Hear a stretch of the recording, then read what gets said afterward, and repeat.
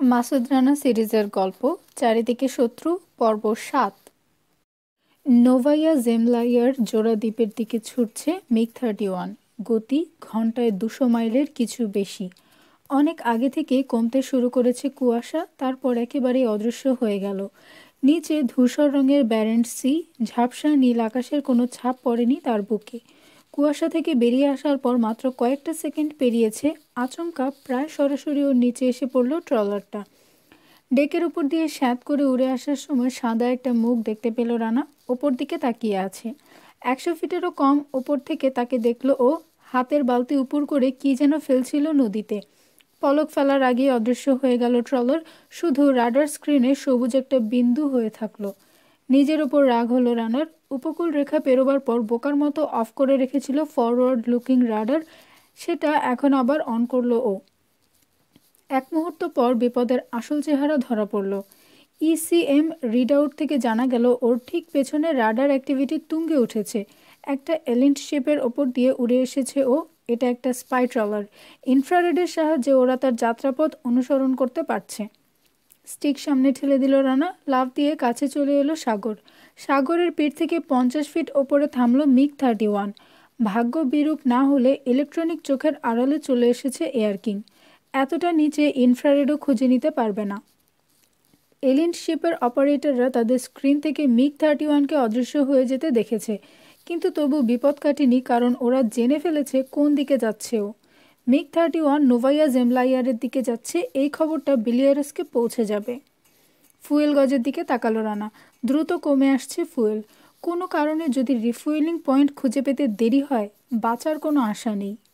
থ্রোটলটা মুঠো করে ধরল রানা। নোভাইয়া জেমলাইয়ার রুশ আণবিক অস্ত্র পরীক্ষা করা হতো, এখন সেখানে মিসাইল ঘাঁটি বসানো হয়েছে। রাশিয়ান ডিইডব্লিউ লাইনের উত্তর বিস্তৃত ওদিকে, সাথে প্রথম শিখামালা সংযোগ। রানা জানে সি লেভেলে এয়ার কিং মাক 2.6 স্পিডে ছুটতে পারে, কিন্তু আসলে এর গতি কত রানা জানে না। ওকে বলা হয়েছে শেষ সীমা মাক 5, কিন্তু ওর ধারণা মাক 6-এ তোলা যেতে পারে স্পিড। তার মানে প্রতি ঘন্টায় ৪,৫০০ মাইলেরও বেশি, আর সি লেভেলে সম্ভবত ২,০০২ মাইল। পৃথিবীর সবচেয়ে দ্রুতগামী প্লেন। থ্রোটল খুলে দিল রানা। মহামূল্যবান ফুয়েল বেশি বেশি করে খরচ না করে এখন আর কোনো উপায় নেই। মৃত্যুর ঝুঁকি নিয়ে বাঁচার চেষ্টা করছে ও। মাক কাউন্টার ওপর দিকে উঠে যাচ্ছে। মাক 1.3, 1.4, 1.5। লম্বাটে একজোড়া দ্বীপ, মাঝখানে সরু একটা চ্যানেল। চ্যানেলের দক্ষিণ পূব কোণে ম্যাটাচোকিন সার মিসাইল ঘাঁটি। নোভাইয়া জেমলাইয়ায় পৌঁছে গেছে রানা। মিসাইল ঘাঁটি থেকে কেউ যদি ওকে দেখে থাকে, স্ক্রিনে শুধু আলোর একটা ঝলক ছাড়া আর কিছু দেখতে পায়নি, তাও মাত্র পলকের জন্য। তবে ঘাঁটি পেরিয়ে আসার পর ফেলে আসা পথে যে আওয়াজটা রেখে আসবে এয়ার কিং, সেটা ওরা শুনতে পাবে। সাগর থেকে ২০০ ফিটেরও কম ওপরে রয়েছে রানা। প্লেনের দায়িত্ব রয়েছে টিএফআর এবং অটো পাইলটের ওপর। সরু চ্যানেলে যদি কোনো জাহাজ থাকে, দেখার পর সময় পাবে না ও। ১ সেকেন্ডের ১০ ভাগের ১ ভাগের চেয়ে কম হতে পারে সেটা। দিক বদলে সংঘর্ষ এড়াবার তখন আর কোনো উপায় থাকবে না। সেজন্যই টিআরএফ চালু করে দিয়েছে ও। কম্পিউটার হয়তো শেষ মুহূর্তে এড়িয়ে যেতে পারে সংঘর্ষ। স্ক্রিনের দিকে একদৃষ্টে তাকিয়ে আছে রানা। রঙিন আলো দেখার অপেক্ষায় রয়েছে, কিন্তু কোনো মিসাইল ছুটে এলো না। চ্যানেলের মুখে পাহাড়, খাড়া একটা পাঁচিল যেন সাত করে পিছিয়ে গেল, সেই সাথে আবার উন্মুক্ত হলো প্রশস্ত সাগর। স্বস্তির নিঃশ্বাস ফেলল রানা। প্লেনের দায়িত্ব নিজের হাতে নিয়ে কোর্স বদল করলো। সাবসনিকে নেমে এলো প্লেনের গতি। ওকে লক্ষ্য করে মিসাইল ছোড়া হয়নি, কারণটা বুঝতে পারল রানা। এত নিচু দিয়ে এসেছে ও, মিসাইল ছুড়লে সেটা পাথরের পাঁচিলে গিয়ে আঘাত করত। নতুন কোর্স ধরে উত্তর পশ্চিম দিকে যাচ্ছে মিগ-31। এই কোর্স ধরে গেলে স্পিটবার্জেন আর ফ্রান্স জোসেফ ল্যান্ডের মাঝখানে আইসপ্যাকের কিনারায় পৌঁছবে ও। তার অনেক আগেই অবশ্য এয়ার কিংয়ের ফুয়েল শেষ হয়ে যাবে। পৌঁছবার অনেক আগেই মারা যাবে রানা। ধূসর রঙের সাগর দেখতে অনেকটা কার্পেটের মতো লাগলো, প্রায় নিরেট। নিঃসঙ্গতা অস্থির করে তুলল ওকে। পিক আপ কোনো সিগন্যাল দিল না।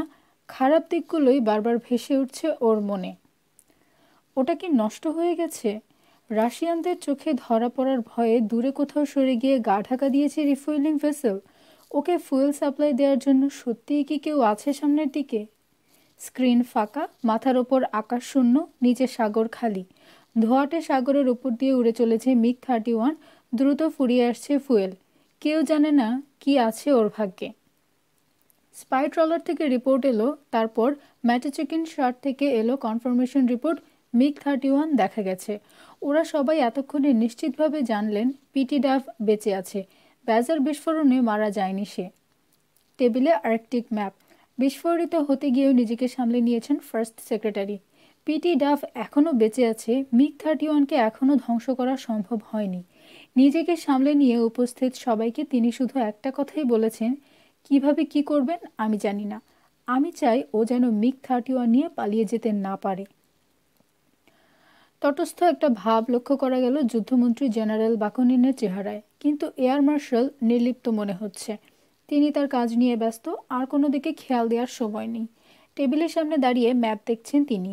নোভাইয়া জেমলাইয়া পেরোবার পর পিটি ডাভ যে কোর্স ধরেছে তা আন্দাজ করতে যদি ভুল না হয়ে থাকে, পিটি ডাভ এখনও জানে না সরাসরি মিসাইল ক্রুজার আর তার 2 অ্যাটেন্ডেন্ট হ্যান্টার কিলার সাবমেরিনের দিকে যাচ্ছে সে। এটা একটা ফাঁদ হিসেবে কাজ করবে। আরও একটা ফাঁদ তৈরি করতে পারেন তিনি। মিগ-31 চিরস্থায়ী নিরেট বরফের দিকে যাচ্ছে। সম্ভাব্য ল্যান্ডিং ফিল্ড ওদিকেই কোথাও হবে। ওই এলাকায় সার্চ প্লেন পাঠাবার নির্দেশ দিলেন তিনি। পিটি ডাভকে থামানো সম্ভব। রিগার বর্তমান অবস্থানের ওপর আঙুল দিয়ে টোকা দিলেন তিনি। এই মুহূর্তে রিগার 2 অ্যাটেন্ডেন্ট মিসাইলবাহী ডিজেল চালিত এফ শ্রেণীর অ্যান্টি সাবমেরিন পানির নিচে গা ঢাকা দিয়ে আছে। মিসাইল ক্রুজারকে রক্ষার জন্য ওগুলো সাবসারফেস টু এয়ার মিসাইল বহন করে। যদিও বিমান হামলা থেকে বাঁচার জন্য রিগার নিজস্ব ফায়ার পাওয়ারই যথেষ্ট। নির্দেশ দাও রিগা যেন তার বর্তমান পজিশনে থাকে, বললেন তিনি। এসকর্ট দুটোকে এই মুহূর্তে পানির ওপর উঠতে বলো। নির্দেশ পাঠানো হলো এয়ার মার্শাল। অপারেটর বলল, জেনারেল অ্যালার্ট, রেড ব্যানার ফ্লিটের সব জাহাজের জন্য। একের পর এক নির্দেশ দিয়ে চলেছেন এয়ার মার্শাল। পিটি ডাভের আন্দাজ করা কোর্স বদল হতে পারে, সেজন্য জাহাজগুলোকে তৈরি থাকতে বলো। ওই কোর্সটা জানিয়ে দাও ওদের। নির্দেশ পাঠানো হলো এয়ার মার্শাল। পিটি ডাভের ফুয়েল সাপ্লাই সম্পর্কে কি জানি আমরা? অপর একটা কণ্ঠস্বর থেকে তড়িৎ জবাব এলো, কম্পিউটার বলছে আর 200 মাইলও যেতে পারবে না। এই হিসেব কতটা নির্ভুল? ভুল হবার সম্ভাবনা শতকরা 30 ভাগ, তার বেশি নয় এয়ার মার্শাল। তার মানে যে ফুয়েল আছে তাতে পিটি ডাভ হয় 140 মাইল অথবা প্রায় 300 মাইল যেতে পারবে। চিবুকে আঙ্গুল ঘষলেন এয়ার মার্শাল। অর্থাৎ পোলার প্যাকের কাছাকাছি পৌঁছতে পারছে না মিগ-31। আর পোলার প্যাকে পৌঁছতে না পারলে সাগরে বিধ্বস্ত হবে প্লেনটা। এর দ্বিতীয় কোনো উত্তর নেই। আবার ম্যাপটা পরীক্ষা করলেন তিনি। এলাকায় অচেনা কোনো এরিয়াল অ্যাক্টিভিটি আছে? নেই এয়ার মার্শাল, আকাশ এখন পরিষ্কার। ঠিক আছে। ম্যাপে চোখ রেখে ভাবছেন এয়ার মার্শাল। পিটি ডাভ এখন বেশি ওপরে উঠবে না। ফুয়েলের কথা ভেবে স্পিড বাড়াবার সাহস হবে না তার। যতটা সম্ভব সাগরের গা ঘেঁষে থাকতে হবে তাকে। তা যদি হয় ভাগ্য ভালোই বলতে হবে, কারণ ক্রুজার থেকে খালি চোখে দেখে মিসাইল ছোড়া যাবে ক্লোজ রেঞ্জে। আর তা না হলে ইনফ্রারেড ওয়েপন্স এইমিংয়ের ওপর নির্ভর করতে হবে। মনটা খুঁতখুত করছে এয়ার মার্শালের। রিগায় যে ফায়ার কন্ট্রোল সিস্টেম রয়েছে সেটা অত্যাধুনিক নয়, তবে কাজ চালানো যায়, কাজ চালাতেই হবে। চিন্তায় বাধা পড়ল। কে একজন বলল, এয়ার মার্শাল, টাওয়ার থেকে report, major Mikhail Ravik PP-2 take off করার জন্য তৈরি হয়ে আছে। মুখ তুলে ফার্স্ট সেক্রেটারির দিকে তাকালেন এয়ার মার্শাল। ফার্স্ট সেক্রেটারি তারই দিকে ঠান্ডা চোখে তাকিয়ে আছেন। তিনি উপলব্ধি করলেন তার কাছ থেকে কিছু আশা করা হচ্ছে, কিন্তু সেটা যে কি তা তিনি জানেন না। এখন আর দ্বিতীয় মিগ-31কে প্রথমটার পেছনে পাঠিয়ে কোনো লাভ নেই। পিটি ডাভ 3000 মাইল দূরে চলে গেছে। তাছাড়া তার ফুয়েলও তো প্রায় শেষ হয়ে এলো। তার আর জ্বালানি পাবার কোনো উপায় নেই। কাজেই কেউ বাধা না দিলেও সাগরে ধ্বংস হবে PP-1। নিস্তব্ধতা ভাঙলেন ফার্স্ট সেক্রেটারি। পাইলট কে? আমার ঠিক জানা নেই। প্রশ্নটা শুনে বিস্মিত হলেন এয়ার মার্শাল। বেরেনকো। জেনারেল বাকুনিন বললেন, মেজর বরিস বেরেনকো। সময় কম, আমি সেটা বুঝি, ফার্স্ট সেক্রেটারি বললেন। তবু ওর সাথে কথা বলবো আমি। ফার্স্ট সেক্রেটারি কী চাইছেন বুঝতে পারলেন এয়ার মার্শাল। বেরেনকোকে এখনই টেক অফ করতে বলবেন তিনি। ম্যাক্সিমাম স্পিড তুলে PP-1কে ধাওয়া করার নির্দেশ দেবেন। নোভাইয়া জেমলাইয়াতে পৌঁছতে বেরেনকোর 1 ঘন্টারও কম সময় লাগবে। তার ধারণা সময় আর জীবনী শক্তির অপব্যয় ছাড়া কিছু হবে না সেটা। তবু কর্তার ইচ্ছায় কর্ম। তিনি বললেন, অবশ্যই ফার্স্ট সেক্রেটারি। অপারেটরের দিকে ফিরলেন। এখনই তলব করো বেরেনকোকে। টাওয়ারকে বলো টেক অফের জন্য সব রকম প্রস্তুতি নিক। রিফুয়েলিং প্লেনগুলোকে সতর্ক করে দিতে হবে। পিটি ডাভ যেখানে উপকূল পেরিয়েছে তার খানিক পশ্চিমে PP2 জন্য অপেক্ষা করবে ওগুলো। প্রয়োজনীয় নির্দেশ দিলেন তিনি। একটা প্রহসন ছাড়া এ আর কিছুই নয়। মনে মনে হাসলেন। পিটি ডাভ তার রিফুয়েলিং পয়েন্টে কোনোদিনই পৌঁছতে পারবে না। PP1কে মিসাইল ছুড়ে ঠিকই ধ্বংস করে দেবে রিগা। কিন্তু এসব কথা বলে কোনো লাভ নেই। বলার পর যদি অন্যরকম কিছু ঘটে হিতে বিপরীত হবে। পিক আপ এখনও কোনো সিগন্যাল দিচ্ছে না। ফুয়েল গজের কাঁটা লাল বিপদ সংকেতের ওপর কাঁপছে। রিজার্ভ ফুয়েলও শেষ হয়ে এলো বলে। বেশ কয়েক মিনিট হয়ে গেছে রিজার্ভ ট্যাঙ্কের সুইচ অন করেছে রানা, কিন্তু ধারণ ক্ষমতা সম্পর্কে ওর কোনো ধারণা নেই। কিন্তু জানে আর মিনিট দুয়েকের মধ্যে রিফুয়েলিং পয়েন্ট থেকে পাঠানো সিগন্যাল না পেলে মারা যাবে ও। শুধু সিগন্যাল পেলে হবে না, কাছাকাছি কোথাও ওকে পাঠানো হলে তবেই সেখানে পৌঁছতে পারবে ও। তা না হলে পৌঁছবার আগেই নিঃশেষ হয়ে যাবে রিজার্ভ ফুয়েল। সাগর এখনও ফাঁকা, রাডার স্ক্রিন অর্থাৎ আকাশও খালি। এখনও বেঁচে আছে ও, শ্বাস নিচ্ছে, কিন্তু মৃত্যু আর বেশি দূর নয়। সিআইএর রিফুয়েলিং পয়েন্ট জাহাজ নাকি প্লেন জানা নেই ওর। প্লেন হবারই সম্ভাবনা বেশি। প্লেনটা হয়তো রাশিয়ান DEW লাইন পেরোবার চেষ্টা করেছিল, ধরা পড়ে বিধ্বস্ত হয়েছে। রাডারে বড় আকারের একটা সারফেস ভেসেল দেখা গেল। কোর্স সামান্য বদল করার জন্য হাত দুটো তৎপর হয়ে উঠল। লক্ষ্য করলো স্ক্রিনে আরও দুটো ব্লিপ সারফেস ভেসেলের দুপাশে। ছ্যাত করে উঠল বুক। নিশ্চয়ই রাশিয়ান মিসাইল ক্রুজার, তার সাথে একজোড়া অ্যাটেন্ডেন্ট সাবমেরিন। সরাসরি ক্রুজারের দিকে এগোচ্ছে এয়ারকিং। বর্তমান স্পিডে 1 মিনিট লাগবে টার্গেটে পৌঁছতে। আপন মনে হাসল Rana. Target? Missile cruiser? Target তো আসলে সে নিজেই। কোনো সন্দেহ নেই জাহাজের ইনফ্রারেড এরই মধ্যে ওকে শনাক্ত করতে পেরেছে। হাইট, রেঞ্জ ইত্যাদি যাবতীয় তথ্য ফায়ার কন্ট্রোল কম্পিউটারে চলে গেছে। মরতেই যদি হয়, এয়ারকিং সত্যি কী করতে পারে সেটা দেখে মরবে। বর্তমান কোর্সে স্থির থেকে আত্মহত্যার কোনো ইচ্ছে নেই ওর। মরতে হবে জানে, কিন্তু হাল ছেড়ে দেওয়ার বান্দা মাসুদ রানার নয়। ওর কাছে এটা আত্মরক্ষার যুদ্ধ। সামনে টার্গেট, 1 মিনিটের পথ। এই সময় পিক আপ সিগন্যাল দিল। ওটার দিকে তাকালো না রানা। দেখলো না সিগন্যালটা কত দূর থেকে আসছে। জীবন আর মৃত্যুর মাঝখানে কতটা দূরত্ব জানার সময় নেই। মিসাইল ক্রুজার আর সাবমেরিন দুটো এগিয়ে আসছে। চোখের পলক না ফেলে রাডারের দিকে তাকিয়ে আছে Rana. Distance to target read out 30 second. প্রায় 0 হাইটে রয়েছে ও, তাই কিছু বোঝার আগেই ওগুলোর ঠিক উপরে চলে এলো MiG-31। এখন অনেক দেরি হয়ে গেছে। পিক আপ থেকে বিরতিহীন যান্ত্রিক আওয়াজ বেরোচ্ছে, ত্রাহি চিৎকারের মতো শোনালো কানে। এক দৃষ্টে সামনে তাকিয়ে আছে রানা, খালি চোখে মিসাইল ক্রুজারকে দেখতে পাবার আশায়। মৃত্যু এসে আলিঙ্গন করবে, এখন তারই অপেক্ষা। টার্গেট আর 25 সেকেন্ডের পথ। ঠান্ডা মাথায় পরিস্থিতিটা বুঝতে চেষ্টা করলো রানা। পিক আপ রিডআউট থেকে জানা গেল সরাসরি মিসাইল ক্রুজারের পেছন থেকে সিগন্যাল পাঠানো হচ্ছে। ফুয়েল গজে চোখ বুলিয়ে বুঝলো ঘুরপথে যাবার ঝুঁকি নেওয়া চলে না। কাজেই মিসাইল ক্রুজারের ভয়াবহ ফায়ার পাওয়ার অগ্রাহ্য করে 2 বিন্দুর মধ্যবর্তী সরলরেখা ধরেই যেতে হবে তাকে। রাডার থেকে জানা গেল মিসাইল ক্রুজারের পোর্ট আর স্টারবোর্ড সাইডে রয়েছে সাবমেরিন দুটো, প্রতিটি প্রায় 3 মাইল তফাতে। ওগুলো এখন পানির ওপর ভেসে উঠে যার যার ইনফ্রারেড সিস্টেম এয়ারকিংয়ের দিকে তাক করে রেখেছে। রানা যদি 0 ফিটেই থাকে ওর দিগন্ত রেখার ওপর ওগুলোকে দেখা যাবে, কিন্তু ওগুলোর ফায়ার কন্ট্রোল সিস্টেম এয়ারকিংয়ের দিকে লক্ষ্য স্থির করতে সমস্যার মধ্যে পড়বে। তার মানে রানার দুশ্চিন্তা শুধু মিসাইল ক্রুজারটাকে নিয়ে। ওর সবচেয়ে কাছে যে সাবমেরিনটা থাকবে সেটা কোনটা থাকবে তা নির্ভর করবে ক্রুজারের কোন পাশ দিয়ে যাবে ও। ইনফ্রারেড মিসাইল ছোড়ার ঝুঁকি নেবে বলে মনে হয় না, কারণ এত কাছে ক্রুজার আর তার বিশাল টারবাইন থাকায় সেম সাইড হয়ে যাবার ভয় আছে। এয়ারকিংয়ের বিরুদ্ধে ক্রুজার থেকে কি কি অস্ত্র ব্যবহার করা হতে পারে তার একটা হিসেব করলো রানা। ওর যা গতি, চোখে দেখে কামান দাগার প্রশ্ন ওঠে না। টর্পেডো টিউব শুধু সাবমেরিনের বিরুদ্ধে কাজ করবে। জোড়া মাউন্টিংয়ে 4টে মর্টারও তাই। হান্টার কিলার হেলিকপ্টার দুটো আকাশে থাকতে পারে, কিন্তু ওগুলো এয়ার টু এয়ার ওয়েপন্স নাও থাকতে পারে। 60 মিলিমিটার কামানগুলো রয়েছে ব্রিজের সামনে। Electronic computerised fire control system নিয়ন্ত্রণ করে ওগুলো। কামানগুলোর সাথে সার্চ রাডার সংযোগ আছে। সার্চ রাডার ইনফ্রারেডেও পরিচালিত হয়। তবু এসব ভীতিকর কিছু নয়, অন্তত রানার জন্য। এই স্পিডে, এই 0 ফিটে ক্রুজারের খুব কাছে দিয়ে MiG-31 উড়ে গেলে এগুলোর কোনোটাই লক্ষ্যস্থির করার জন্য যথেষ্ট নোয়ানো যাবে না। ক্রুজারের অস্ত্রগুলো এক এক করে বাতিল করে দিল রানা। শুধু surface to air missile launcher 4টে বাদে। ওগুলো SAN-3 শ্রেণীর। Surface to surface anti sub missile ওর জন্য কোনো হুমকি নয়, কিন্তু এসএ মিসাইলে ইনফ্রারেড আছে, ওগুলো তাপ উৎস সন্ধানী। ভরসায় রিয়ার ওয়ার ডিফেন্স পড। মনে মনে রানার প্রার্থনা করলো ওটা যেন কাজ করে। এসএ মিসাইল লঞ্চারগুলো ব্রিজ সুপারস্ট্রাকচারের সামনে জাহাজের আফটার কোয়ার্টার চার্টে কমোভ হেলিকপ্টারের জন্য ছেড়ে দেওয়া হয়েছে। ক্রুজারের ক্যাপ্টেন ঠিক কী ধরনের নির্দেশ পেয়েছে জানা থাকলে ভালো হতো। ক্যাপ্টেন কি মিগ-31-এর টেইল ইউনিট, ফায়ার পাওয়ার বা স্পিড সম্পর্কে সব তথ্য জানে? এইসব ভাবতে ভাবতে মাত্র 4 সেকেন্ড লাগলো রানার। রিড আউট টার্গেট আর 21 সেকেন্ডের পথ, মাইলের হিসেবে 2.2 মাইল দূরে। কয়েক সেকেন্ডের মধ্যেই সামনে জাহাজের আকৃতি দেখতে পাবে ও। এয়ার কিংয়ের পেটের নিচ দিয়ে বরফের একটা বিশাল চাদর পিছলে বেরিয়ে গেল। ধূসর সাগরের গায়ে চোখ ধাঁধানো সাদা তার রং। কয়েক মিনিট আগে থেকে এই ধরনের বরফের দেখা পাওয়া যাচ্ছে।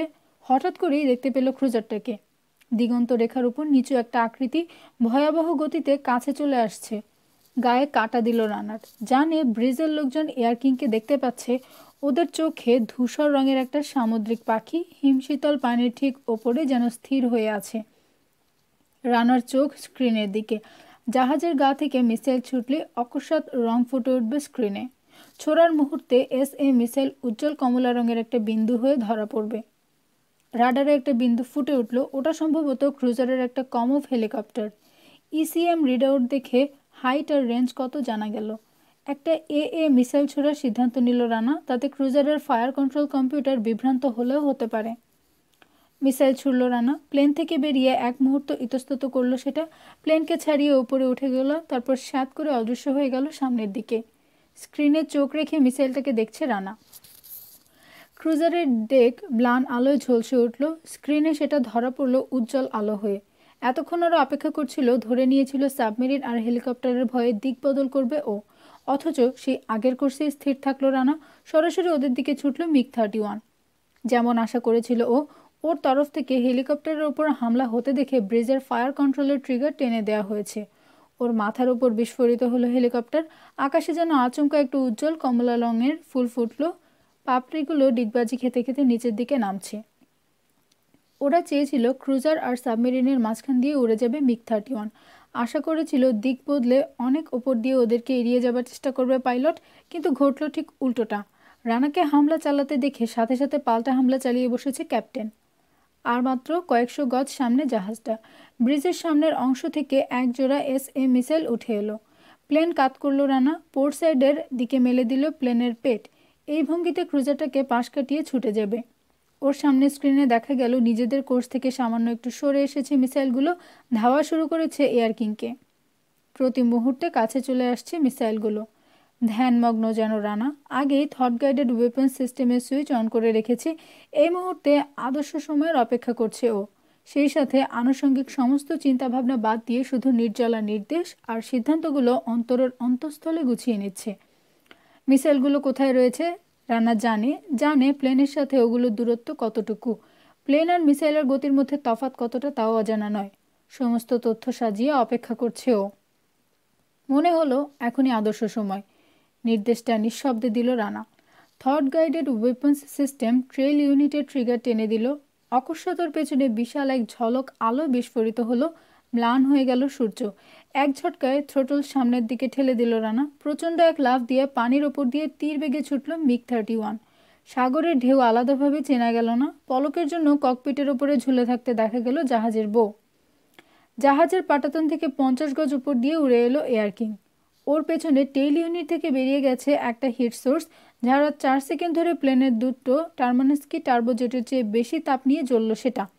তাপসন্ধানী মিসাইল দুটোকে সাদরে কাছে টেনে নিল। আগুনের গোলা উজ্জ্বল থেকে উজ্জ্বলতর হলো স্ক্রিনে। চোখ ধাঁধিয়ে গেল রানার। তারপর হঠাৎ করেই নিভে গেল আলোটা। স্ক্রিনে এখন ক্রুজারটা 1 মাইলেরও বেশি পেছনে পড়ে গেছে। স্পিড সুপারসনিকে তুলে দিয়েছে রানা। ফুয়েল গজের কাঁটা শূন্যের ঘরে স্থির হয়ে আছে। মাক কাউন্টারে স্থির হয়ে আছে মাক 1.6। Altimeter reading. সাগরের পিঠ থেকে 50 গজ উপরে রয়েছে মিগ-31। এত নিচে থাকায় সাবমেরিন দুটোর দৃষ্টি আর ইনফ্রারেড থেকে বেঁচে আছেও, তবে ইতিমধ্যে ক্রুজারের কাছ থেকে প্লেনের রেঞ্জ আর বেয়ারিং পেয়ে গেছে ওরা।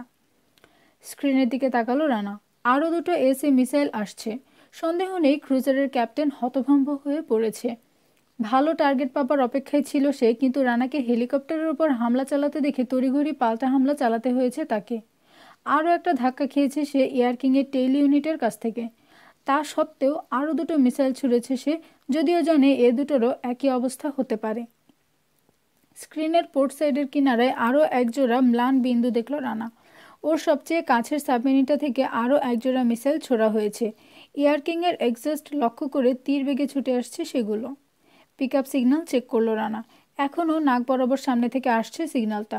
সিগন্যালের উৎস এখনও 160 মাইল দূরে। স্পিড কমানো উচিত নয়, তবু কমালো রানা। দূর থেকে স্ক্রিনের 4টে বিন্দু আরও দ্রুত গতিতে ছুটে এলো। টেইল ইউনিট নিখুঁতভাবে কাজ করেছে, কিন্তু এবার ওটার সাহায্য এখনই না নিয়ে নতুন একটা পরীক্ষা চালাতে চায় রানা। জানে জুয়া খেলার মতো ঝুঁকি নেওয়া হয়ে যাচ্ছে, কিন্তু বিকল্প ব্যবস্থাটা পরখ না করলেই নয়। দৌড় প্রতিযোগিতায় মিসাইলগুলোকে পরাজিত করতে চাইছে ও। থ্রোটল সামনে ঠেলে দিতেই চমকে ওঠা হরিণের মতো লাফ দিল এয়ার কিং।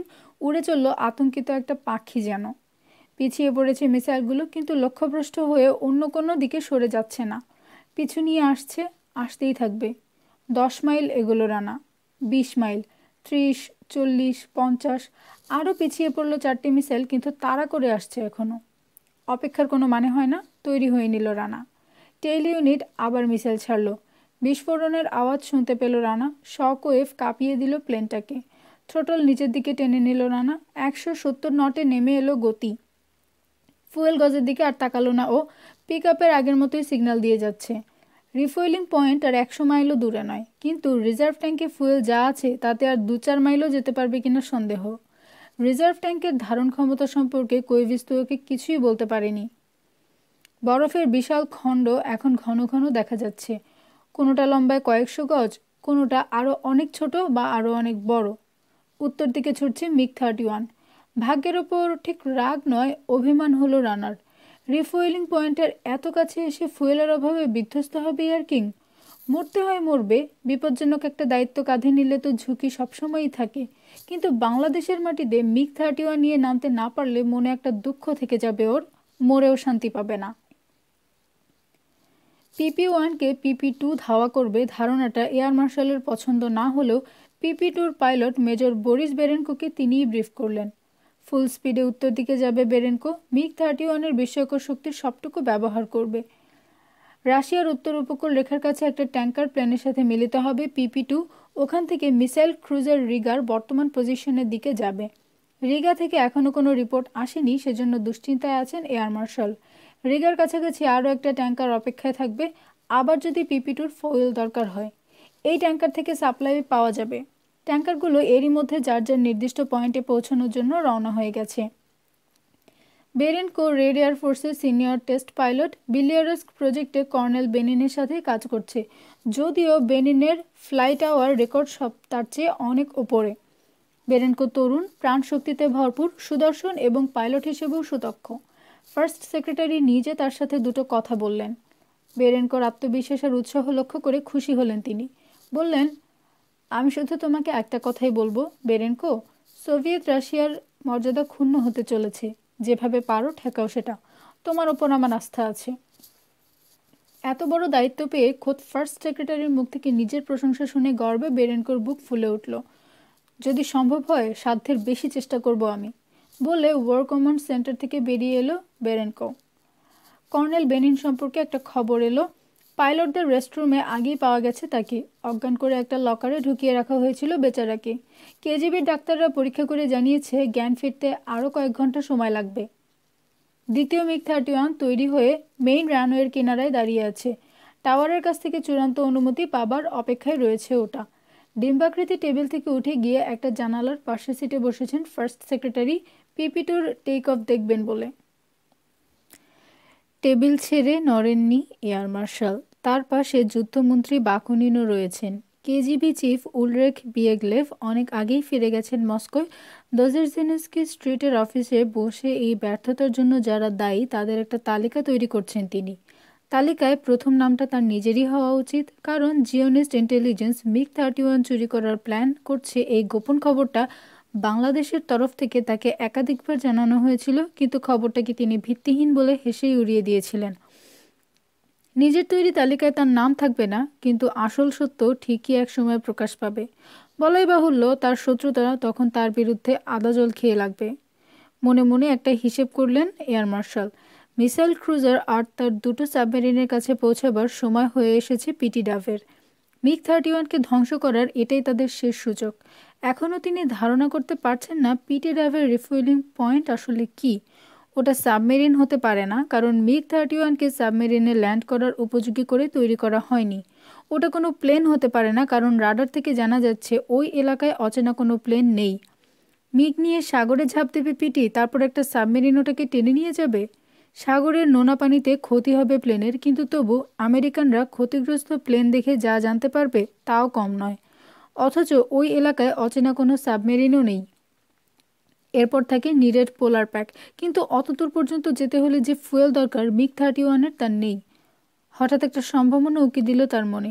শেষ যেটুকু ফুয়েল আছে সেটুকু ব্যবহার করে যতটা সম্ভব আকাশের ওপর দিকে খাড়া উঠে যেতে পারে পিটি ডাভ, তারপর গ্লাইড করে নামবে। শুধু জেনারেটরগুলো চালু রাখলেই চলবে, তখন ফুয়েল খরচ হবে ধর্তব্যের বাইরে। সন্দেহ নেই এই চেষ্টার মধ্যে মস্ত ঝুঁকি থাকবে। হয়তো যতটা ওপরে ওঠা দরকার তার অর্ধেক ওঠার পরই নিঃশেষ হয়ে যাবে ফুয়েল। তার মনে পড়ল প্রতি 1000 ফিটে 2 মাইল গ্লাইড করতে পারবে মিগ-31। ফুয়েল থাকলে গ্লাইড করে পোলার প্যাকে পৌঁছাবার জন্য যথেষ্ট উপরে উঠতে পারবে পিটি ডাভ। রিগা থেকে মেসেজ এসেছে এয়ার মার্শাল। অপারেটরের কণ্ঠস্বর নিস্তেজ শোনালো। হাত দুটো মুঠো করে ঘুরলেন তিনি। অচেনা একটা প্লেনের দেখা পেয়েছে ওরা। ক্রুজার থেকে মিসাইল ছোড়া হয়েছিল, ইনফ্রারেড টাইপ।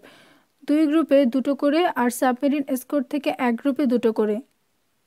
তারপর মিগের টেল ইউনিট থেকে হিট সোর্স বেরিয়ে আসে এয়ার মার্শাল। মিগ ধ্বংস হয়েছে কিনা ওরা বলতে পারছে না। প্লেনের সাথে মিসাইলের কন্ট্যাক্ট টাইমের আগেই রাডার থেকে অদৃশ্য হয়ে যায় প্লেন, কিন্তু কন্ট্যাক্ট হয়েছে কিনা ক্যাপ্টেন নিশ্চিতভাবে কিছু বলতে পারছেন না। যে প্লেনটাকে ধ্বংস করার চেষ্টা করেছেন উনি, সেটার টাইপ আর ক্যাপাবিলিটি সম্পর্কে জানতে চাইছেন। নিয়ম ভাঙতে চাইলেন না এয়ার মার্শাল। সমর কৌশল সংক্রান্ত সমস্ত তথ্য গোপন রাখা রাষ্ট্রীয় নীতিমালার একটা অঙ্গ। শুধু যাকে না জানালেই নয়, সে জানবে। বলো, সব কথা জানার তার দরকার নেই। চেষ্টা করেছে, সেজন্য তাকে আমার তরফ থেকে ধন্যবাদ দাও। আর বলো পরবর্তী নির্দেশের জন্য যেন তৈরি থাকে। এক মুহূর্ত ইতস্তত করলেন এয়ার মার্শাল, তারপর একের পর এক নির্দেশ দিতে শুরু করলেন। টাওয়ারকে নির্দেশ দাও এই মুহূর্তে টেক অফ করবে PP-2। রেডিও অপারেটর নির্দেশ ট্রান্সমিট করলো। রিগা আর তার সাবমেরিন এসকর্টকে কোর্স বদলাতে বলো। ফুল স্পিডে উত্তর দিকে যাবে ওরা, মিগ যেদিকে গেছে। এনকোডিং কনসোল তৎপর হয়ে উঠল। ম্যাপের দিকে ফিরলেন এয়ার মার্শাল। ঘামতে শুরু করেছেন তিনি। রিগা ব্যর্থ হয়েছে, এটা তার কাছে একটা অবিশ্বাস্য ব্যাপার। পিটি ডাভ রাশিয়ান প্রতিরক্ষা ব্যবস্থাকে বুড়ো আঙুল দেখিয়ে দূরে সরে যাচ্ছে, অথচ সত্যিকার অর্থে তার বিরুদ্ধে এখন তাদের আর প্রায় কিছুই করার নেই। কিন্তু তিনিও একজন অভিজ্ঞ যুদ্ধ বিশারদ। শেষ চেষ্টা নিষ্ফল হওয়ার পরও পরাজয় মানেন না, আরেকটা সুযোগ কাজে লাগাবার চেষ্টায় থাকেন। পোলার সার্চ স্কোয়াড্রনগুলোকে ইমিডিয়েটলি টেক অফ করতে বলো, নির্দেশ দিয়ে চললেন তিনি। মিসাইল ডেস্ট্রয়ার ওতভ আর পাভনিকে নির্দেশ দাও ফুল স্পিডে পোলার প্যাকের দিকে যেতে হবে। পোলার প্যাকের সম্ভাব্য কোন জায়গায় পিটি ল্যান্ড করতে পারে কম্পিউটার সেটা জানিয়েছে, লোকেশনটা ওদেরকে জানিয়ে দাও। নির্দেশ লিখে নিয়ে কোড করা শুরু হলো। ওই একই কোর্স ধরে যেতে হবে 3টে ভি টাইপ সাবমেরিনকে। বাইরে রানওয়েতে স্টার্ট নিল PP-2। ইঞ্জিনের আওয়াজ পেয়ে বড় করে একটা দীর্ঘশ্বাস ফেললেন এয়ার মার্শাল। সব শেষ হয়ে যায়নি এখনও। নিজেকে তিনি সান্ত্বনা দেওয়ার চেষ্টা করলেন। দরকার হলে পিটি ডাভের পিছু পিছু যত দূর যেতে হয় যাবেন তারা। দরকার হলে আমেরিকানদের নিরাপদ আশ্রয়ে গিয়ে ধ্বংস করে দিয়ে আসা হবে মিগ-31কে। দরকার হলে রাশিয়ার যুদ্ধ। একটা ট্রান্সমিটার থেকে পাঠানো সিগন্যাল রিসিভ করছে পিকআপ। ট্রান্সমিটারটা এখনও 90 মাইল দূরে। ওখানে পৌঁছতে হবে রানাকে, কিন্তু ফুয়েল গজ শূন্য হয়ে গেছে। আকাশের অনেক ওপরে উঠে যাওয়া ছাড়া আর কোনো উপায় দেখছে না রানা। ইমার্জেন্সি ট্যাঙ্কে কতটুকু ফুয়েল আছে ও জানে না, কিন্তু জানে যতটুকুই থাকুক 90 মাইল পাড়ি দেওয়ার অনেক আগেই তা নিঃশেষ হয়ে যাবে। এই 90 মাইল গ্লাইড করে যেতে হবে ওকে, এটাই ওর একমাত্র ভরসা। 40 থেকে 50,000 ফিট উঠে যেতে পারলে গ্লাইড করে 90 মাইল পেরোতে ফুয়েল লাগবে সামান্যই। একবার শুধু উঠে যেতে পারলেই হয়। খাড়া উঠতে শুরু করলো মিগ-31। একে ফুয়েল কম, তার ওপর হু হু করে খরচ হয়ে যাচ্ছে। বুকের ভেতরটা ঢিপঢিপ করছে রানার। সামনে অনেকটা দূরে ঘন কালো মেঘ চোখে পড়ল। মেঘের নিচে সাদা একটা ঝাপসা রেখা, পোলার প্যাক। 60,000 ফিট উঠে এসেছে মিগ-31। শুরু হলো নিঃশব্দ গ্লাইড। রাডার স্ক্রিন এখনও ফাঁকা। মার্কিন নৌবাহিনীর captain Herbert Jameson USS Shark এর একটা বাঙ্কে শুয়ে আছে। ইউএসএস শার্ক আণবিক শক্তিচালিত স্টার্জিয়ন শ্রেণীর সাবমেরিন। বিশাল একটা বরফের মাঠ দক্ষিণ দিকে ভেসে চলেছে। আজ 5 দিন তার তলায় গা ঢাকা দিয়ে আছে শার্ক। শার্কের এই অভিযানকে 3টে পর্যায়ে ভাগ করা হয়েছে। কানেকটিকাট উপকূলে ছিল ওটা। নির্দেশ পেয়ে টপ স্পিডে আর্কটিক এলাকায় চলে আসে। পোলার প্যাকের তলায় ঢুকে আবার বেরিয়ে আসতে হয়েছে ওটাকে। ঢুকেছিল গ্রিনল্যান্ডের পশ্চিম উপকূলের কাছে, বেরিয়ে এসেছে ব্যারেন্টস সিতে। সেটা ছিল অভিযানের দ্বিতীয় পর্যায়। তারপর থেকে ভাসমান বরফের নিচে আশ্রয় নিয়েছে শার্ক। ইঞ্জিন বন্ধ করে নিঃশব্দে এগিয়ে চলেছে দক্ষিণ দিকে। এটাই অভিযানের শেষ এবং তৃতীয় পর্যায়। একদিনে 3.1 মাইল এগোচ্ছে শার্ক। এই মন্থর গতি শুধু বিরক্তিকর নয়, বিপজ্জনকও হয়ে উঠতে পারে। অফিসার আর ক্রুরা প্রচণ্ড একঘেয়েমিতে ভুগছে, স্নায়ুর ওপর চাপও কম পড়ছে না। হারবার্ট জেমসনের আরেকটা দুশ্চিন্তা, শার্ক নিরস্ত্র। সাবমেরিনের টর্পেডো রুম আর ফরওয়ার্ড কোয়ার্টারে ভরা হয়েছে হাই অকটেন কেরোসিন। রাশিয়ার বিস্ময়ে সুপারপ্লেন মিগ-31-এ সাপ্লাই দেওয়া হবে এই কেরোসিন। অবশ্য পিটিডাফ যদি ওটা চুরি করে আনতে পারে। বয়স 45, 20 বছরের বেশি ইউএস নেভিতে কাজ করেছে জেমসন। চিরকুমার, অটুট স্বাস্থ্য। তার কাছে নিজের সাবমেরিন আর ক্রুদের নিরাপত্তার চেয়ে বড় কিছু নেই। প্রথম থেকেই ধারণাটা তার পছন্দ হয়নি, তাই সিআইএর অনুরোধ এড়িয়ে গিয়েছিল সে। কিন্তু তারপরই এলো নৌবাহিনীর ঊর্ধ্বতন কর্তৃপক্ষের নির্দেশ, কাজেই অনিচ্ছা সত্ত্বেও দায়িত্বটা কাঁধে নিতে হলো। বাঙ্কের ওপর উঠে বসল জেমসন। মনটা তার অস্থির হয়ে আছে। তার ক্রুদেরকে একটা পরীক্ষার মধ্যে ফেলা হয়েছে, অসুস্থ হয়ে পড়েছে তারা। এদিকে পিটিডাফেরও কোনো দেখা নেই। মৃদু শব্দে নক হলো দরজায়। অনুমতি পেয়ে কেবিনে ঢুকলো একজন ক্রু। ওয়েদার অফিসার রিপোর্ট পাঠিয়েছে। কাগজটা ক্রুর হাত থেকে নিয়ে পড়ল জেমসন। চেহারা গম্ভীর হয়ে উঠল। বরফের ওপর বাতাসের গতি দ্রুত মন্থর হয়ে আসছে। লক্ষণ খারাপ। গোটা এলাকা জুড়ে মেঘ জমছে। আবহাওয়া পরিস্থিতি আরও খারাপের দিকে গেলে আকাশ থেকে বরফের মাঠ দেখতেই পাবে না পিটিডাফ, ভাবল জেমসন। ক্রুকে বিদায় করে দিল সে। কন্ট্রোল রুমে তার থাকা দরকার, কিন্তু ওখানে যেতে ভালো লাগছে না। তেমন কোনো জরুরি খবর থাকলে ডিউটি অফিসাররা ঠিকই তাকে জানাবে। ভালো মন্দ যাই হোক, খবরের জন্য সবাই উন্মুখ হয়ে আছে। তবে বসে নেই কেউ, সবাই কাজে ব্যস্ত। বরফের সারফেস টেম্পারেচারের ওপর কড়া নজর রাখতে হচ্ছে।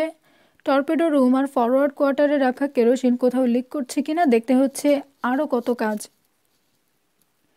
শুধু যে বাতাসের গতি কমে আসছে তাই নয়, সেই সাথে টেম্পারেচারও নামছে। এই কদিন অস্বাভাবিক ভালো ছিল আবহাওয়া, এমন দিনে যা আশা করা যায় না। এখন তা বদলাতে শুরু করেছে। পিটিডাফ যদি বরফের ওপর ল্যান্ড করতে না পারে। কে মরলো, কি হারালো, এসবের চেয়ে গুরুত্বপূর্ণ সাবমেরিন আর ক্রুদের নিয়ে রাশিয়ানদের চোখ ফাঁকি দিতে পারা। তার উপর নির্দেশ আছে যে কোনো মূল্যে গ্রেফতার হওয়া এড়িয়ে যেতে হবে।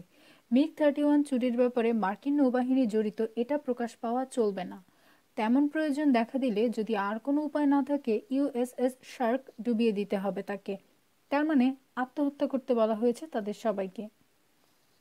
অভিযানে বেরিয়ে অর্ধেক দূরত্ব পেরিয়ে আসার পর গোপন নির্দেশে আরও জানানো হয়েছে তাকে, বরফের উপর পিটিডাফ যদি ল্যান্ড করতে ব্যর্থ হয়, কিংবা এয়ারকিং যদি বরফে বা সাগরে বিধ্বস্ত হয়, শার্ক কাছাকাছি থাকলে অবশ্যই পাইলট আর প্লেনের ধ্বংসাবশেষ উদ্ধার করতে হবে তাকে।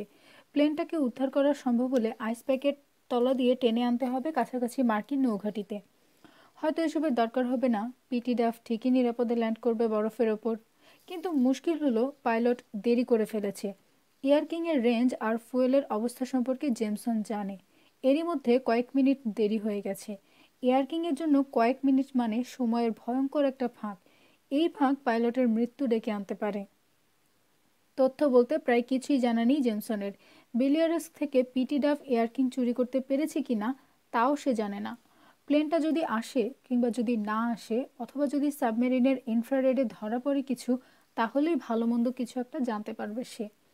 সাবমেরিন থেকে বরফ ভেদ করে ওপরে উঠে গেছে একটা সাদাটে মেটাল স্পাইক। বরফের গায়ে আলাদাভাবে চেনার উপায় নেই। স্পাইকের ডগায় রয়েছে বিশেষ ধরনের একটা ট্রান্সমিটার। পিটিডাফের পিকআপ সেটা থেকে সিগন্যাল রিসিভ করছে। ইসরায়েলি পাইলটের সাথে জেমসনের এটা একতরফা যোগাযোগ। পাইলটের পিকআপ সিগন্যাল রিসিভ করবে, কিন্তু পাল্টা সিগন্যাল পাঠাতে পারবে না। বরফের ওপর এয়ার কিং পৌঁছলে পিটি যে সিগন্যাল পাচ্ছে সেটা বদলে যাবে। সিগন্যাল বদল হতে দেখেই পাইলট বুঝবে ঠিক নিচের বরফের ওপর ল্যান্ড করতে হবে তাকে। কিন্তু আকাশে এখন ঘন কালো মেঘ, কিভাবে ল্যান্ড করবে পাইলট? আচমকা ঘন কুয়াশায় চারদিক ঢাকাও পড়ে যেতে পারে। আর্কটিকের আবহাওয়া সম্পর্কে ক সেকেন্ড আগেও কিছু বলা যায় না। কথাটা হাতুড়ি পেটার মতো আঘাত করছে মনে। দেরি করে ফেলেছে পাইলট, মাত্র কয়েক মিনিট, কিন্তু লেট। এতক্ষণে নিশ্চয়ই তার ফুয়েল নিঃশেষ হয়ে গেছে। তাই তো হবার কথা। বাঙ্ক থেকে নেমে পায়চারি শুরু করলো ক্যাপ্টেন জেমসন। সিআইএ হেডকোয়ার্টারের ইমার্জেন্সি অপারেশন রুমে চাপা উত্তেজনা। খালি ব্রেকফাস্ট ট্রে নিয়ে কামরা থেকে বেরিয়ে গেছে লিলিয়ান আর আইলিন। কর্তাদের গম্ভীর চেহারা দেখে ফিরে আসতে সাহস পায়নি। খুদে কিচেনে কান খাড়া করে অপেক্ষায় আছে ওরা দুজন, ডাক পড়লেই ছুটে আসবে। কামরার একপাশে অস্থিরভাবে পায়চারি করছেন সিআইএ চিফ রবার্ট মর্গ্যান, আরেক পাশে পায়চারি করছেন জিওনিস্ট ইন্টেলিজেন্স চিফ আইজাক ময়নিহান। ঘরের মাঝখানে একটা টেবিল সামনে নিয়ে চেয়ারে বসে ওদের দুজনকে লক্ষ্য করছেন অ্যাডমিরাল জর্জ হ্যামিল্টন, হাতে জ্বলন্ত পাইপ। টলব্যাট টেলিফোনে কথা বলছে, কিন্তু একেবারে নিচু স্বরে। রিসিভার নামিয়ে রেখে মাথা নিচু করে কি যেন চিন্তা করলো টলব্যাট। দু একবার মুখ তুলে চিফের দিকে তাকালো, তারপর সাহস করে বলে ফেলল, স্যার, ওই এলাকায় এবার আমরা ডিকয় সাবমেরিন। পায়চারি থামিয়ে কর্কশ সুরে জানতে চাইলেন মর্গ্যান, কী লাভ? পায়চারি থামিয়েছেন ময়নিহানও। কী লাভ মানে? ঘন ভুরুকুচকে সিআইএ চিফের দিকে তাকালেন তিনি। পিটি মারা গেছে তা এখনো আমরা জানি না। ও, এখনও বুঝে আশা করছেন আপনি? তিক্ত হাসলেন মর্গ্যান। বিলিয়ারস্কার রিগার মাঝখানে যে কথাগুলো হলো তার তাহলে অর্থ কি আমাকে একটু বুঝিয়ে দেবেন? আমি বলছি আপনার পিটি আর নেই। মিগ-31 ধ্বংস করে দিয়েছে ওরা। মেসেজটা স্পষ্ট নয়, ঘরের মাঝখান থেকে বললেন অ্যাডমিরাল হ্যামিল্টন। এয়ার কিং ধ্বংস হয়নি এই অর্থও করা যেতে পারে। অ্যাডমিরালের সমর্থন পেয়ে ময়নিহানের দু চোখে আশার আলো জ্বলে উঠল। ঘরের ভেতর নিস্তব্ধতা, সবাই মর্গ্যানের দিকে তাকিয়ে আছেন। অনেকক্ষণ চুপ করে থাকার পর মর্গ্যান ছোট্ট একটা শব্দ উচ্চারণ করলেন, ডিকয়। ছো দিয়ে আবার টেলিফোনের রিসিভার তুলে নিল টলব্যাট। একটা নম্বরে ডায়াল করে কথা বলল। এই মুহূর্তে ডিকয় সাবমেরিন স্পিটবার্জেনের পশ্চিমে রয়েছে, আর ডিকয় প্লেন সম্ভবত গ্রিনল্যান্ডে অথবা এরই মধ্যে পূব দিকের জমাট বরফের কাছাকাছি পৌঁছে গেছে। টলব্যাট ফোন করল এমওডির অপারেশন রুমে, সেখান থেকে প্লেন আর সাবমেরিনে পৌঁছে যাবে নির্দেশ। টলব্যাট রিসিভার নামিয়ে রাখল। ম্যাপের সামনে এসে দাঁড়ালেন মর্গ্যান। রাশিয়ানদের মাটিয়া সাগরের রাডারে ডিকয় প্লেনগুলো কয়েক মিনিটের মধ্যে ধরা পড়ে যাবে। রাডারে দেখে বোঝা যাবে ওগুলো নর্থ কেপের দিকে দ্রুত ছুটে চলেছে। আর ডিকয় সাবমেরিনগুলো রাশিয়ানদের সারফেস ভেসেল আর সাবমেরিনগুলোর চোখে ধরা দিয়ে পিছু নিতে প্ররোচিত করবে। গাধার সামনে মূলো ঝোলাবার মতো করে ওগুলোকে শার্কের কাছ থেকে দূরে সরিয়ে নিয়ে যাবে। কাজেই শার্ক বরফের তলা থেকে পানির ওপর ভেসে উঠলে কাছে পিঠে কোনো রাশিয়ান ভেসেল থাকবে না। রবার্ট মর্গ্যান বিশ্বাস হারিয়ে ফেলেছে। এখন তার মনে হচ্ছে এই অ্যাসাইনমেন্টে হাত দেওয়াই উচিত হয়নি। রাশিয়ান প্রতিরক্ষা ব্যবস্থাকে ফাঁকি দিয়ে একজন পাইলটের পক্ষে পালিয়ে আসা সম্ভব নয়। এক এক করে কত আশঙ্কাই যাচ্ছে তার মনে। ভাবছেন শার্কের হয়তো বরফের ওপর উঠে আসার দরকারই পড়বে না। পিটি রাফ হয়তো পৌঁছতেই পারবে না আইসপ্যাকে। এখন শুধু চূড়ান্ত দুঃসংবাদের জন্য অপেক্ষা। আবার তিনি পায়চারি শুরু করলেন। 22,000 ফিট ওপরে অন্ধকার হয়ে গেল আকাশ। গ্লাইড করে ঘন মেঘের ভেতর নামলো মিগ-31। কয়েকশো ফিটের বেশি দৃষ্টি চলে না। মেঘের এই বিস্তার ওপর নিচে কতটা চওড়া রানা জানে না। প্রায় শূন্যে ছেড়ে দেওয়া পাথরের মতো নেমে যাচ্ছে প্লেন। এই মেঘ সাগরের পিঠ ছুঁয়ে থাকলেও আশ্চর্য হওয়ার কিছু নেই। টার্গেট আর 4 মিনিটের পথ। প্রতি মিনিটে নিচের দিকে নামছে প্লেন 3,500 ফিট, 180 নট গতি, প্রতি মিনিটে 3 মাইল এগোচ্ছে। টার্গেট লোকেশনে যখন পৌঁছবে সি লেভেল থেকে 8,000 ফিট ওপরে থাকবে ও। স্ক্রিনে কিছু নেই। TF-8 থেকে শুধু জানা যাচ্ছে ওর নিচে সাগরে বরফের মাঠ একের পর এক ভেসে যাচ্ছে। সাগরে জাহাজ আকৃতির কিছু নেই, আকাশও ফাঁকা। পিক আপ থেকে একঘেয়ে সিগন্যাল বেরিয়ে আসছে। আবছা অন্ধকারে বসে ঠান্ডায় হি হি করছে রানা।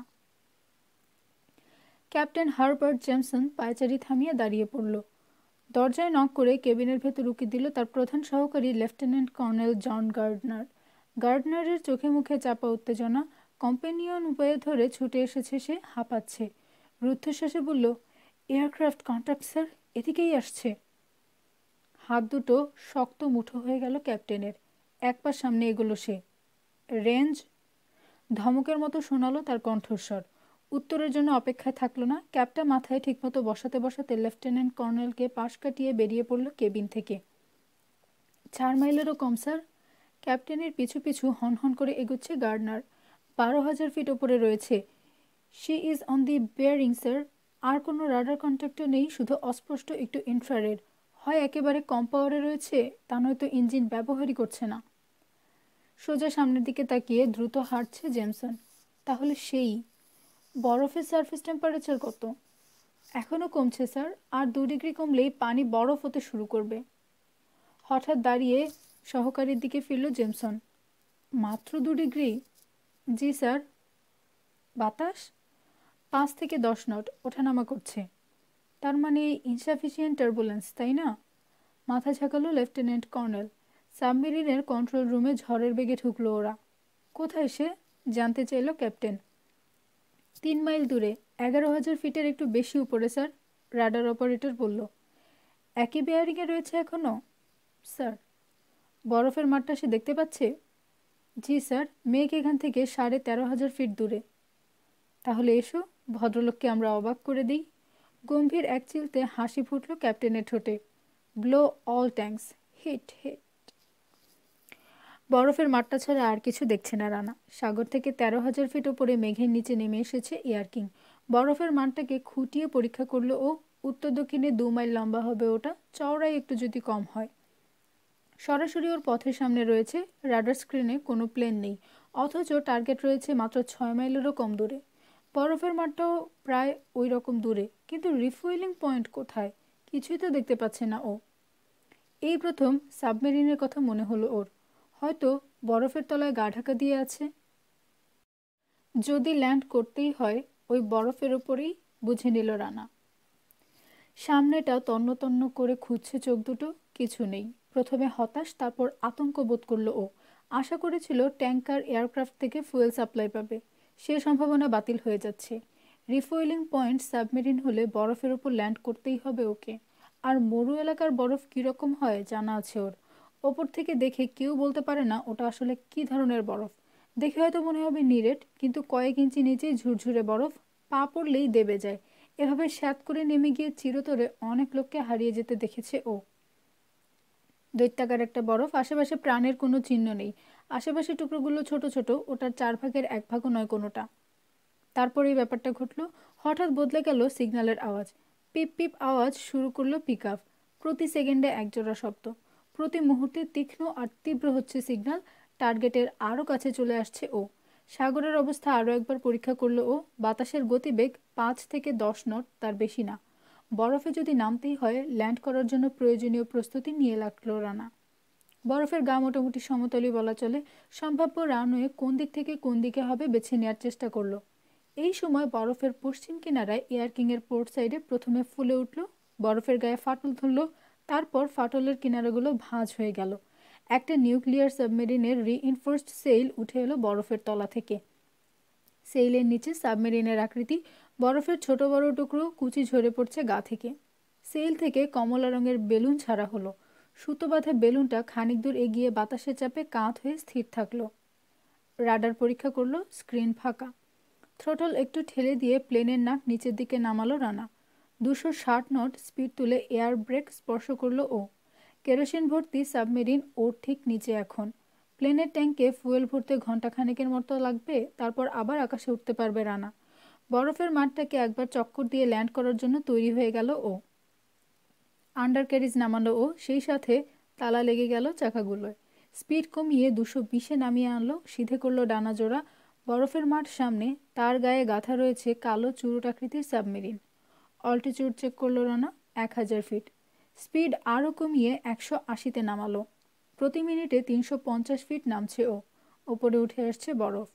থ্রোটল পিছিয়ে আনলো ও, স্পিড 175 নটে নামালো। বরফের সাদা আভা চোখ ধাঁধিয়ে দিচ্ছে। অনেকটা থ্রোটল টানলো রানা। ছেড়ে দেওয়া পাথরের মতো খসে পড়তে শুরু করলো মিগ 31। বরফের গায়ে ধাক্কা খেলো চাকা। মুহূর্তের জন্য সামনে কিছুই দেখতে পেল না রানা। বিপদটা এলো আরেক দিক থেকে।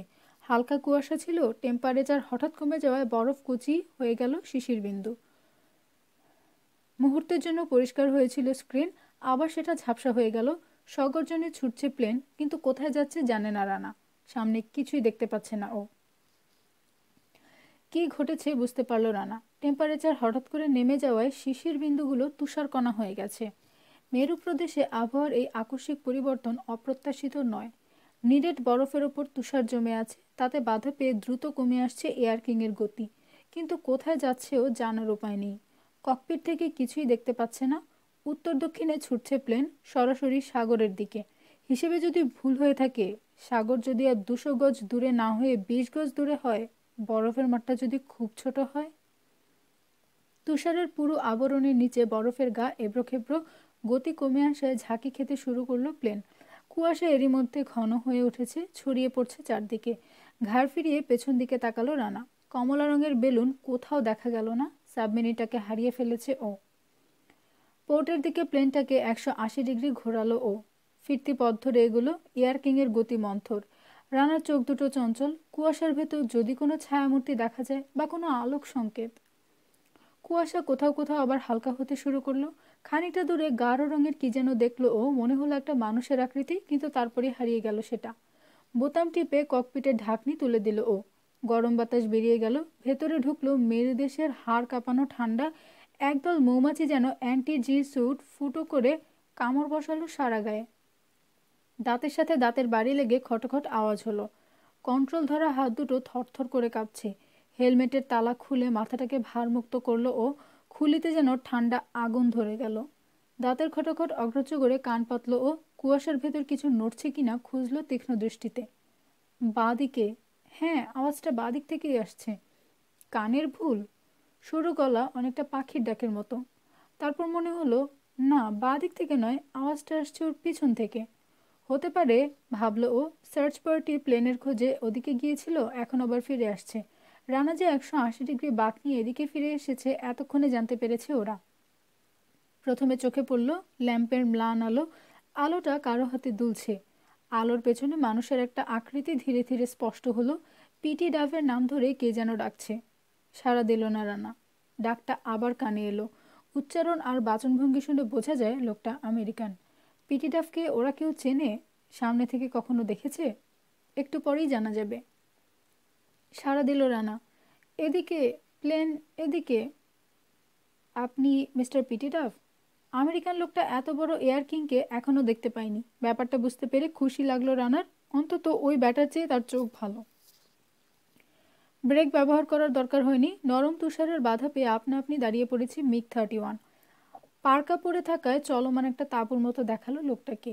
মুখের সামনে RT সেট তুলে সাবমেরিনের কারোর সাথে কথা বলছে। এই, তোমরা সবাই এদিকে চলে এসো, ভদ্রলোককে পেয়েছি আমি। মূর্তিটা আরও এগিয়ে এলো। এতক্ষণে তার লম্বাটে সরু মুখ দেখতে পেল রানা। পার্কা হুডের নিচে নেভি ক্যাপে সোনালি পাত রয়েছে, তার মানে এই লোকই ক্যাপ্টেন। চোখাচোখি হতে মৃদু হাসলো রানা। পিটি ডাফকে চেনো না কি হে? দস্তানা পরা হাত দিয়ে প্লেনের ফিউজেলাজে একটা চাপড় দিল ক্যাপ্টেন জেমস। তারপর রানার দিকে তাকিয়ে বলল, হাই। জবাব না দিয়ে শুধু হাত নাড়ল রানা। কুয়াশার ভেতর আলো, লোকজন দেখা গেল এদিকে এগিয়ে আসছে। প্রত্যেকের হাতে একটা করে ল্যাম্প। সবাই ফার দিয়ে কিনারা মোড়া পার্কা পড়ে আছে। তাদের মধ্য থেকে একজন জানতে চাইল, ক্যাপ্টেন, এখনই লাইন দিতে বলেন আপনি? ঘাড় ফিরিয়ে সহকারীদের দিকে ফিরল জ্যামসন। হ্যাঁ, পাখির বাচ্চাটাকে তার মায়ের কাছে নিয়ে চলো, বেচারি তেষ্টায় মারা যাচ্ছে। রানার দিকে ফিরল সে। নিচু গলায় বলল, কংগ্রেচুলেশনস মিস্টার ডাফ, আপনি অসাধ্য সাধন করেছেন। আপনিও তার চেয়ে কিছু কম করেননি, বলল রানা। মাথা ঝাঁকালো ক্যাপ্টেন। তারপর হ্যান্ডসেটটা মুখের সামনে তুলে বলল, ক্যাপ্টেন বলছি, রোল কল, নাম্বার বলে যাও। নাম্বারগুলো শুনল জেমসন। তারপর যখন নিস্তব্ধতা নামলো, রানার দিকে ফিরল সে। এই নরকে আমার অর্ধেক লোক দাঁড়িয়ে আছে দুটো সরল রেখা ধরে, একেবারে সেই সাবমেরিন পর্যন্ত। 2 রেখার মাঝখান দিয়ে যেতে পারবেন তো? অনায়াসেই। মনের ভাব চেপে রাখার চেষ্টা করলেও ক্যাপ্টেনকে রানার অস্থির মনে হলো। দ্রুত পিছিয়ে গেল ক্যাপ্টেন। ব্রেক রিলিজ করলো রানা। ধীরে ধীরে সামনে এগুলো এয়ার কিং। 2 রেখার মুখে প্রথম দুজন লোককে দেখতে পেল ও। মাথার উপর ল্যাম্প তুলে দাঁড়িয়ে আছে। একে একে আরও ল্যাম্প চোখে পড়ল। ওগুলোর মাঝখানে কুয়াশার ভেতর একটা টানেল। টানেলের দিকে প্লেনের নাক সিধে করে নিল রানা। এক এক করে পিছিয়ে যেতে লাগলো ল্যাম্পের আলো। ক্যাপ্টেনের উত্তেজিত গলা শুনতে পেল ও। আরে তোমরা পেছনে দাঁড়িয়ে থাকছো কি মনে করে? ছোট, এটা আমাদের প্লেন, কামান দাগবে না?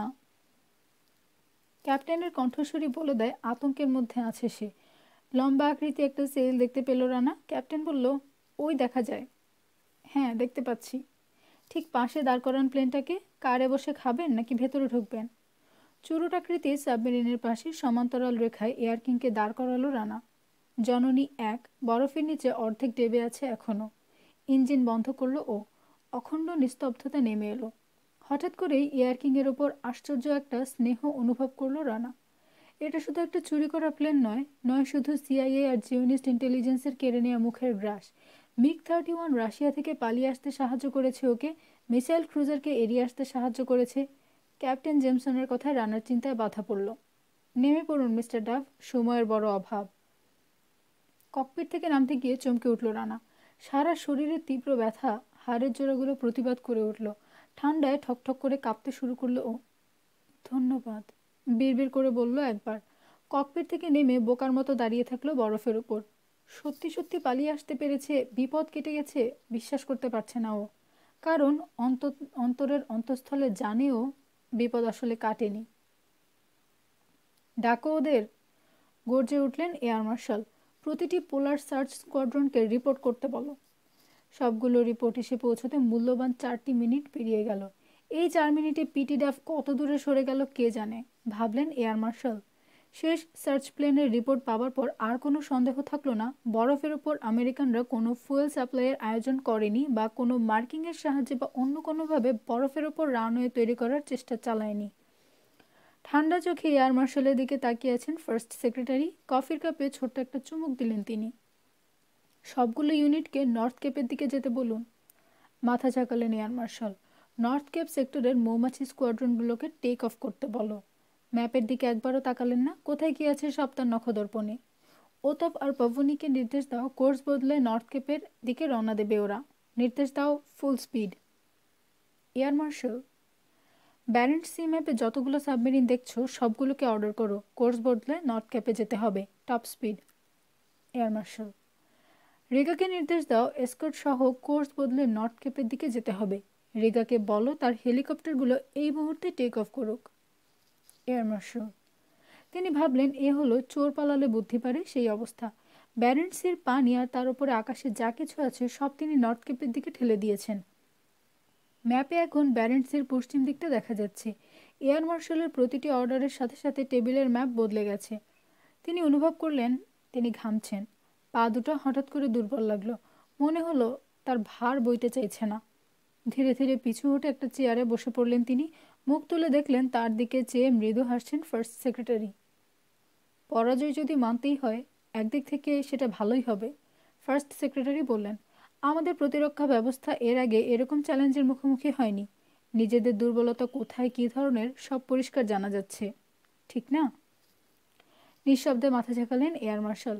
ভাবলেন, কিন্তু এই দুর্বলতার জন্য নিশ্চয়ই কাউকে না কাউকে দায়ী করা হবে। একটা সবিনয় কণ্ঠস্বর শোনা গেল।